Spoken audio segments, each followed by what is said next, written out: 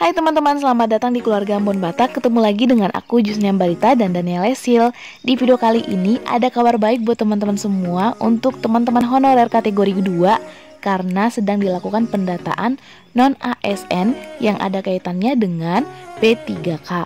So ikutin terus video ini, jangan di skip karena aku bakal jelasin gimana pendataannya dan alurnya. Untuk itu jangan lupa subscribe buat teman-teman yang belum subscribe dan ikutin terus videonya. Nah, mungkin buat teman-teman para tenaga honorer ataupun non-ASN yang ada di puskesmas maupun di sekolah, paling tidak sudah pernah mendapatkan informasi untuk saat-saat ini sedang dilakukan pendataan non-ASN. Apabila teman-teman belum mendapatkan informasinya, teman-teman bisa menanyakan ke bagian administrasi manajemen di setiap OPD Bapak Ibu atau di setiap instansi teman-teman semua untuk menanyakan terkait dengan pendataan non-ASN ini. Adapun maksud dari pelaksanaan pendataan non-ASN ini teman-teman diatur dalam dasar hukum yang bakal aku share di sini. Ada 3 dasar hukumnya. Nanti teman-teman bisa lihat secara detail apa maksud dan apa isi dalam setiap dasar hukum ini. Teman-teman bisa googling ya atau searching di Google gitu ya teman-teman. Nah, di sini aku bakal share yang pertama yaitu Peraturan Pemerintah Nomor 49 Tahun 2018 tentang manajemen pegawai pemerintah dengan perjanjian kerja. Yang kedua yaitu Surat Menteri Pan-RB nomor B/M.M.02.03/2022 tanggal 31 Mei tentang status kepegawaian di lingkungan instansi pemerintah pusat dan pemerintah daerah.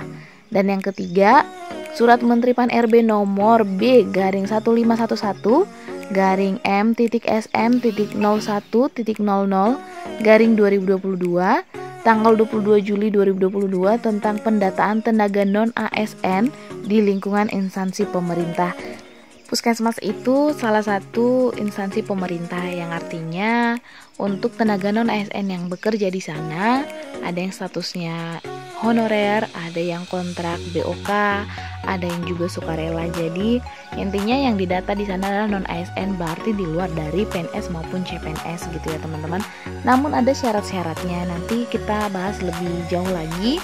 Yang intinya teman-teman, untuk teman-teman yang sedang bekerja di OPD atau di instansi puskesmas, apabila belum menerima atau belum didata sebagai data non-ASN, teman-teman bisa menanyakan kembali ke bagian admin, yang artinya admin itu adalah KTU, yaitu Kasubag Tata Usaha.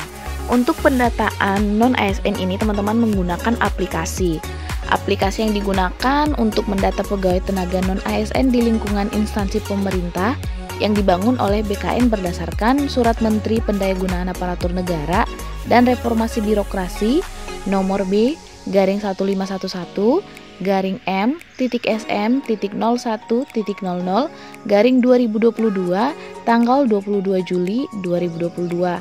Nah, untuk pendataan ini teman-teman menggunakan aplikasi, nanti petugasnya bakal yang input adalah bagian admin ataupun seseorang yang sudah ditunjuk untuk melakukan pendataan non-ASN tersebut di instansi teman-teman semua. Nah, ini dia yang paling ditunggu-tunggu. Jadi teman-teman, siapa saja sih yang bakal didata atau dilakukan pendataan non-ASN di puskesmas teman-teman sendiri? Nah, jadi mereka yang tenaga honorer kategori 2 atau THK 2 yang terdapat dalam database nasional BKN dan pegawai non-ASN yang telah bekerja pada instansi pemerintah. Artinya, teman-teman honorer ataupun mereka tenaga honorer K2 yang bekerja di dalam instansi pemerintah, ya salah satunya adalah instansi pemerintah itu puskesmas, begitu teman-teman. Nah, apa sih syaratnya menjadi tenaga honorer kategori 2 ataupun pegawai non-ASN yang harus didata? Itu kan ada beberapa syarat teman-teman, yaitu yang pertama, mereka yang pembayaran langsung atau pembayaran gajinya ya, honorariumnya langsung menggunakan APBN atau instansi pusat dan APBD atau instansi daerah. Jadi bukan melalui mekanisme pengadaan barang ataupun jasa ataupun individu ataupun pihak ketiga. Jadi mereka yang non-ASN tapi dibayarkan menggunakan pembayaran APBN langsung ataupun APBD, bukan pengadaan barang ataupun jasa. Kemudian yang kedua, diangkat paling rendah oleh pimpinan unit kerja, yang artinya teman-teman yang sukarela juga kalau pemimpin puskesmasnya atau kepala puskesmasnya mengangkat langsung sebagai tenaga sukarela, berarti juga dianggap ya termasuk juga masuk pendataan non-ASN ini. Kemudian yang ketiga, telah bekerja paling singkat selama 1 tahun. Ingat teman-teman, paling singkat selama 1 tahun pada tanggal 31 Desember 2021. Yang keempat, wajib masih aktif bekerja sampai periode pendataan tenaga non-ASN di instansi tersebut, yang artinya sampai dengan saat ini. Kemudian yang kelima, berusia paling rendah 20 tahun dan paling tinggi 56 tahun pada tanggal 31 Desember 2021. Artinya tidak di bawah 20 tahun dan tidak lebih tinggi di atas 56 tahun per tanggal 31 Desember 2021 ya teman-teman, bukan 2022. Jadi syarat-syarat itu yang bakal bisa didata dalam pendataan non-ASN dimaksud. Nah, sekiranya teman-teman memenuhi syarat-syarat dimaksud atau syarat-syarat tersebut yang sudah aku share, teman-teman bisa menghubungi langsung bagian admin teman-teman ataupun KTU teman-teman di puskesmas ya. Nah, untuk alurnya ataupun prosesnya teman-teman dalam pendataan non-ASN itu yaitu yang pertama, admin atau operator instansi mendaftarkan tenaga non-ASN yang masih bekerja sampai dengan saat ini dan memenuhi persyaratan pendataan tenaga non-ASN berdasarkan peraturan, yaitu tadi ya syarat-syarat yang 5 tadi yang sudah aku share. Selanjutnya, instansi wajib melakukan checking atau pemeriksaan dari data yang diinput dan dilengkapi oleh tenaga non-ASN. Jadi instansi yaitu si adminnya harus pemeriksaan lagi data-data yang sudah diinput dan yang sudah dilengkapi oleh non-ASN ataupun si tenaga yang bersangkutan. Nah, sampai batas waktu yang ditentukan, instansi wajib melakukan finalisasi. Instansi wajib mengunggah SPTJM atau surat pertanggungjawaban mutlak sebagai hasil akhir pendataan tenaga non-ASN. Kemudian, setelah didaftarkan oleh instansi, tenaga non-ASN dapat membuat akun pendataan non-ASN. Lalu, melakukan registrasi untuk dapat memonitor, mengkonfirmasi dan melengkapi riwayat kerja tenaga non-ASN masing-masing. Selanjutnya, tenaga non-ASN dapat mencetak hasil resum berupa bukti pendataan non-ASN dan proses melengkapi riwayat oleh tenaga non-ASN akan berhenti atau selesai ketika instansi menyatakan finalisasi. Nah, mungkin di setiap daerah berbeda-beda. Untuk kami sendiri hanya masih batas pendataan non-ASN. Mungkin nanti untuk ada informasi lanjutan tentang update mungkin menggunakan pendaftaran di aplikasi, untuk sampai saat ini belum. Namun mungkin di setiap instansi berbeda-beda, tinggal teman-teman di puskesmas mengikuti arahan dari Bapak Kasubag Tata Usaha ataupun admin yang sudah ditunjuk di dalam puskesmas Bapak Ibu atau di dalam puskesmas teman-teman semua. Adapun hal-hal yang penting teman-teman ketahui untuk teman-teman tenaga non-ASN, yaitu wajib melakukan yang pertama registrasi akun dan pendaftaran pada pendataan tenaga non-ASN yang bertujuan untuk yang pertama, untuk mengonfirmasi keaktifan sebagai tenaga non-ASN. Kemudian yang kedua, untuk melengkapi atau menyesuaikan data yang diinput oleh si admin atau operator instansi tersebut.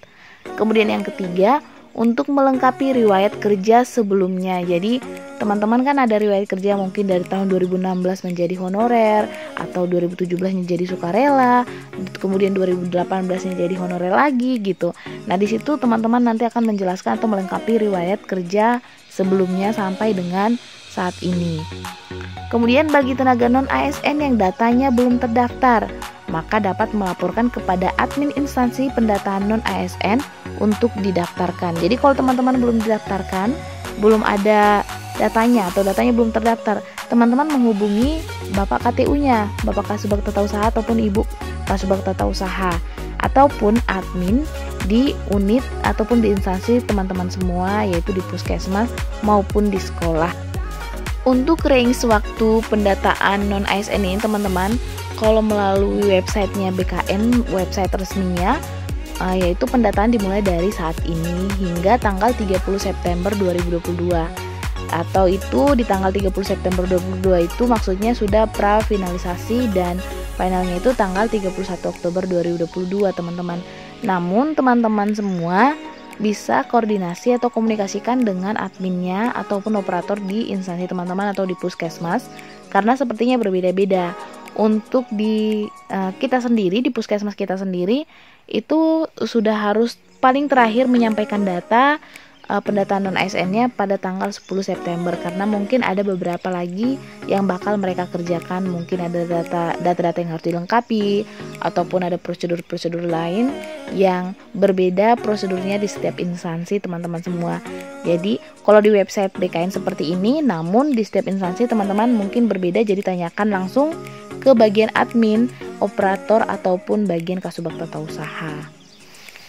Nah itu dia teman-teman yang bisa aku share terkait dengan pendataan non-ASN ataupun yang ada hubungannya dengan P3K. Semoga informasi ini bermanfaat. Apabila ada tutur kata yang salah-salah ucapan ataupun menyinggung perasaan teman-teman ataupun salah informasi, mohon maaf dan bisa di komen dalam kolom komentar. Dan teman-teman yang untuk mengikuti pendataan non-ASN ini bisa mengikuti website resminya dari BKN ataupun website-website resmi yang ada kaitannya dengan ASN sehingga teman-teman gak ketinggalan informasi. Semoga teman-teman sukses, semoga sehat selalu. Sampai jumpa di video selanjutnya dan semoga kita semua sukses. Bye-bye teman-teman, makasih sudah menonton.